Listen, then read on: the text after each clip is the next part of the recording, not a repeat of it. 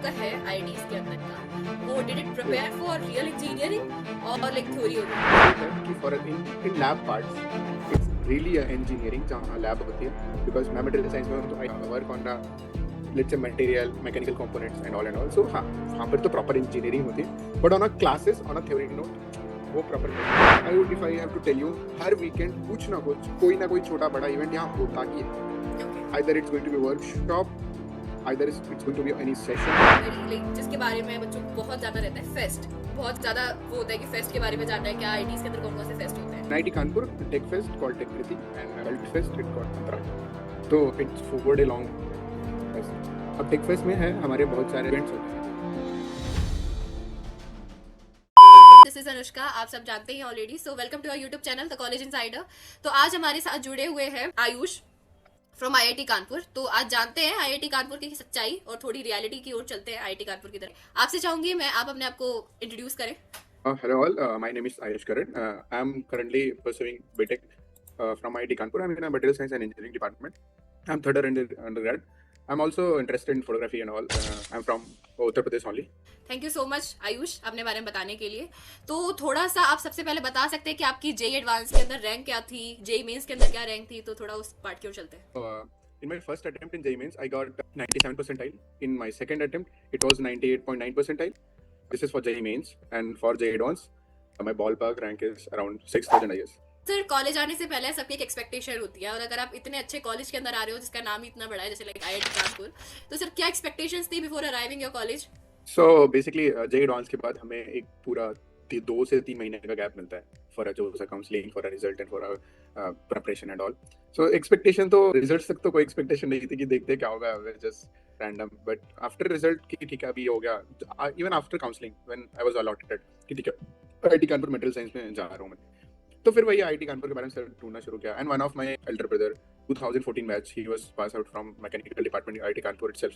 तो उनसे पूछा, उनसे बात की कि कैसा क्या, फिर उन्होंने बताया कि अरे बहुत बढ़िया है. तो अब वही है, at the end of the day it's IIT. तो एक्सपेक्टेशन तो बहुत बढ़ गई थी कि क्लब्स ज्वाइन करेंगे, डांस करेंगे, खेलेंगे फुटबॉल, मेरे को फुटबॉल पसंद है तो I will play football, and academics भी देखेंगे और वही मस्ती करेंगे. शुद्ध मेरा तो पूरा मोटा था कि मस्ती करेंगे, अब बहुत हो गया. सो यार that's what my expectation. And also कि वीडियोस एंड फोटोज में देख रखा था कि हाँ भाई ये चीजें हैं, वो चीज होती है, तो उनको भी देखना और एक्सप्लोर करना. Okay, so did your expectations met? जो आपने बताया कि आप इतने ज्यादा या more than my expectation. Yeah right now I'm sitting in third year and I'm more than happy for anything. Okay, हम मूव करते हैं सर फर्स्ट इंप्रेशन की ओर कि कॉलेज का फर्स्ट इंप्रेशन जैसे कैसा था. सर आप जब गए होगे तो आपको भी पता होगा कि हाँ चलो आईआईटी कानपुर है, हॉस्टल्स बहुत अच्छे होंगे, और we have heard that IITs का खाना तो बेस्ट खाना होता है. तो कैसा मेस का खाना है, कैसा हॉस्टल्स है, तो वो सारी चीजें आप बताएं. So मैं जो पहले दिन आया, so पहले दिन तो शायद हमें मेस डिनर पे मिला था, तो हम पेरेंट्स छोड़ने आते, तो पहले दिन तो पेरेंट्स ने कैंटीन वगैरह में खिला दिया, बाहर खिला दिया कि चलो खा लो. तो फर्स्ट डे जब पेरेंट्स गए वापस, there is a very beautiful thing about wing. So undergraduate students और first year, sorry I am third, first year there is a hostel called hall 13. So वहां पर सारे फर्स्ट ईयर्स रहते हैं और हमारे पेरेंट हॉल होते हैं. So parent hall is like जहां पर हमारे सीनियर रहते हैं. सो देयर इज अ अम्मा बापू कल्चर इन हियर, ठीक है. So one batch above is senior is called Bapu. Let's say someone is my bapu, so he's from hall 3, so my parent hall is hall 3. So I have to I am assigned to hall 3. So अब पूरा wing होता है वो पूरा hall 3 को assign होता है. So उनको SG बोलते हैं, स्टूडेंट गाइड. So ये हायरार्की बहुत बेटर है, बहुत अच्छी चीज है. Later I was also the SG, so I was also the bapu. तो फिर हम एक विंग में पूरे 28 और 30 पीपल होते हैं. तो वहाँ पर रैंडम डिपार्टमेंट बट सारे फर्स्ट ईयर. तो वो wing bonding and wing culture हमारे यहाँ बहुत इंजेक्ट किया जाता है टू, क्योंकि हम यहाँ पर अच्छे से रह सके, मस्ती कर सके साथ में. तो फिर वो रात को हम बापूस आके फर्स्ट डे में ही आके वो एक 3 घंटे की 4 घंटे की मीट लेते हैं, हमको सब कुछ समझाते हैं कि भाई ऐसे ऐसे है, ओरिएंटेशन ऐसे होगा and blah blah blah like that. फिर हम लोग और बोलते हैं कि तुम लोग आपस में मिलकर बैठ के एक बार बातचीत कर लो ताकि तुम लोग फ्रेंडली नेचर पे आ जाओ और बढ़िया हो जाए सब. तो वी डिड, हमने सब लोग बैठे पूरे 20-25 लोग. Then we went for the dinner और लंच वगैरह. 1-2 दिन तक तो सारे साथ ही जा रहे थे, क्योंकि अब वही है, पूरी विंग को लेके जाना है. एकेडमी कुछ शुरू हुआ नहीं था हमारे पास, खाली टाइम था, तो हम जाते थे. शुरू का lunch breakfast dinner was very good, very very good. फिर धीरे धीरे इट वाज बस गोइंग ऑन. मतलब food is very good, I can say it's good, not that bad. Someday it's bad, but in general it's good. And I told the wing culture is very good. Right now there is an event called Galaxy. So it's inter hall competition. Inter hall in sense hall 3, hall 5, hall 12 and hall 6 girls hostel. So यहाँ पर halls के बीच में competition होता है और हमारे पास almost we have 16 clubs. I am MNC council coordinator right now, medium cultural council coordinator.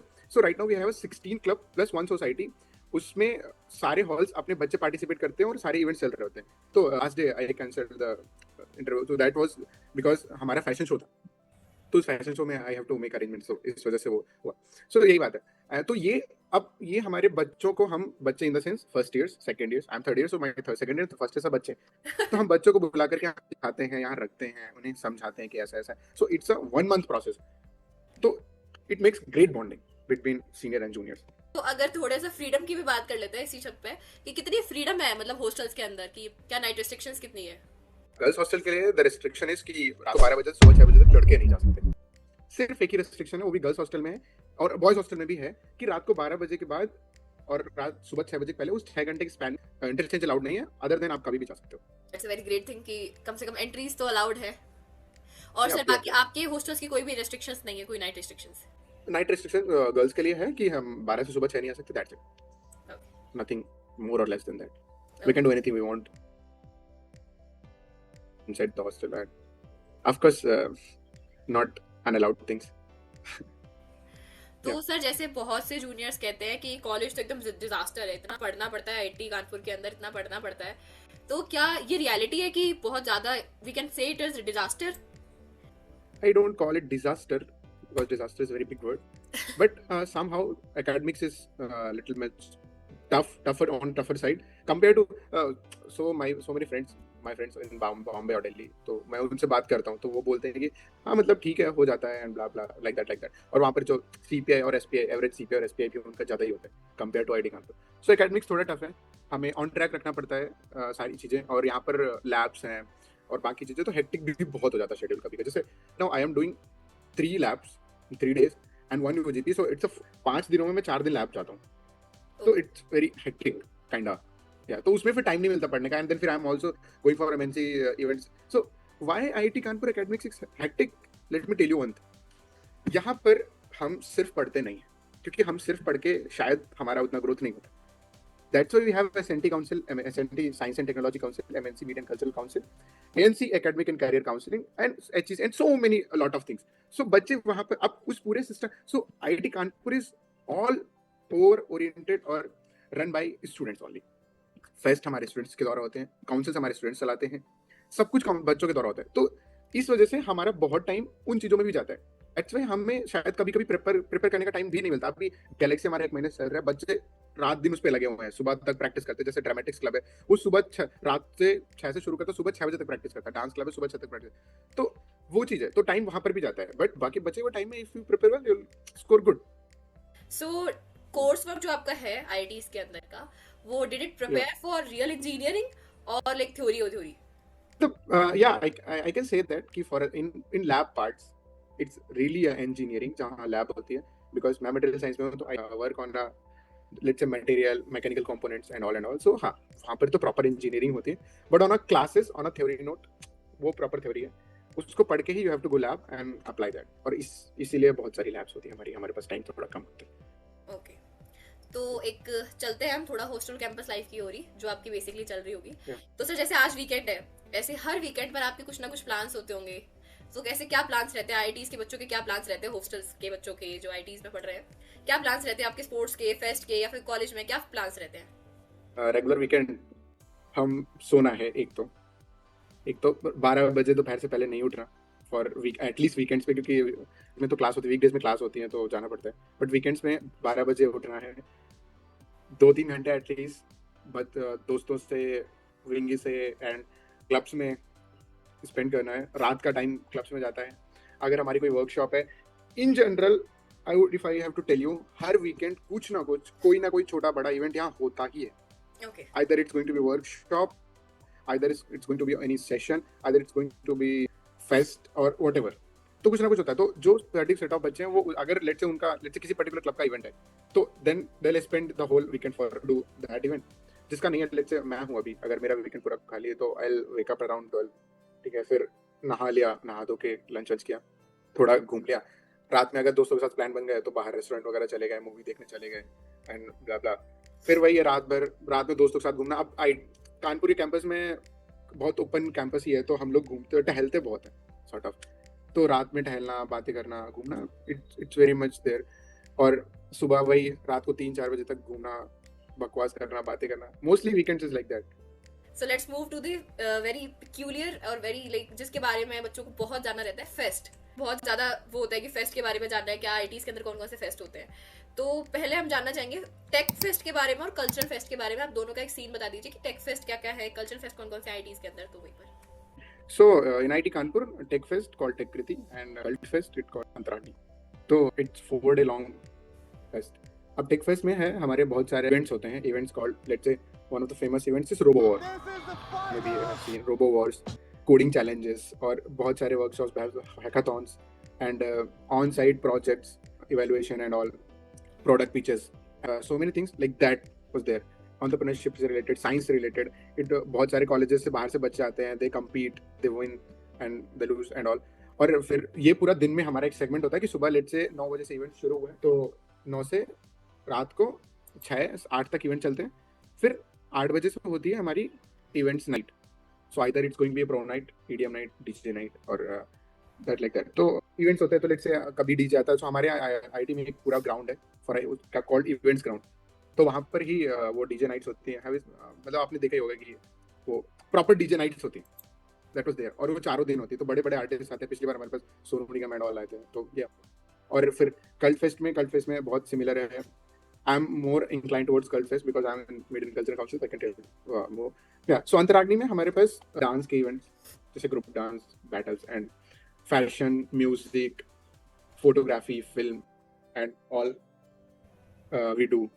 तो उसके कॉम्पिटिशन्स होते हैं, पूरा दिन में चलते हैं। और बहुत सारे कॉलेजेस से, एनआईटी से, आईआईटी से और दिल्ली के कॉलेजेस से, आसपास के कॉलेजेस से बच्चे आते हैं, they will participate on that. और सेम थिंग पूरा दिन ये इवेंट्स चलते हैं। रो डीजे वॉर वाज देयर। तो और फिर शाम को हमारे events again DJ night, pro night and all, तो उसमें बहुत मस्ती है। फिर रात और पूरे रात भर जैमिंग सेशंस, कहीं पर कोई जैम कर रहा है, कहीं पर कोई जैम कर रहा है। अभी जैसे इंटर आईटी कल्ट मीट अभी हुआ था, तो बॉन फायर वगैरह भी होता है, वो दिसंबर में हुआ था। तो और हम छोटे छोटे सिंगर्स को बुला करके भी सेशंस करवाते हैं। तो मतलब वो the whole day and night was fun. Antaragni and Techkriti, आप पूरा दिन से एक रात तक अगर आप सोना नहीं चाहते तो no one is going to force you to sleep, because वो उसमें कुछ नहीं है। Just see and watch what is happening there.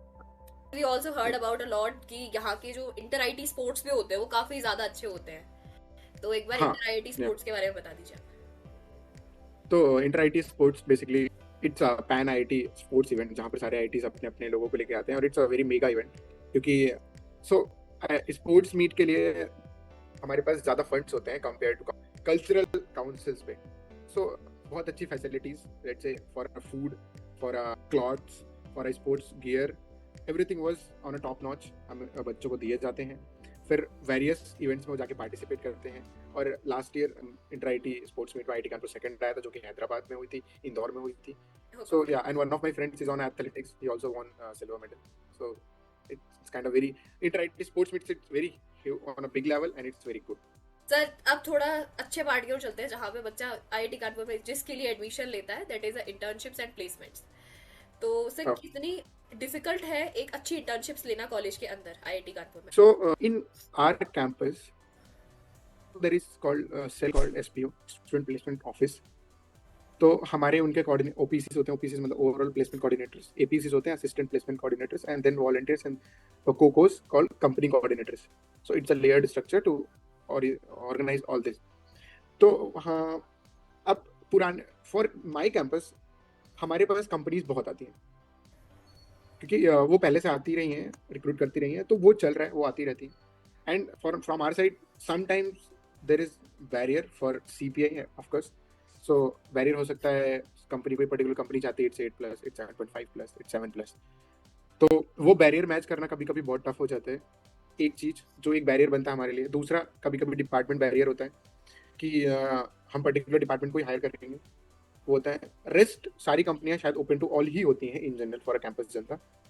तो एक अच्छी इंटर्नशिप स्कोर करना is really a skillful work, yeah it is. But अगर आपके पास कॉन्फिडेंस है, you have good confidence, you have good skills on a particular domain जिसमें आप अप्लाई कर रहे हो, and of course you have a good CPI, until unless you are in very good in some particular domain, तो आपका CPI भी बहुत matter करता है।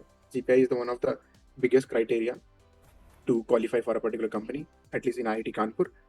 सो इंटरव्यू भी बहुत रिग्रेस प्रोसेस है यहाँ के, multiple questions, multiple form of questions, like coding questions, estimates and all and all. So there are so many questions. So yeah, it's a rigorous process, but getting a good internship, it's not that tough.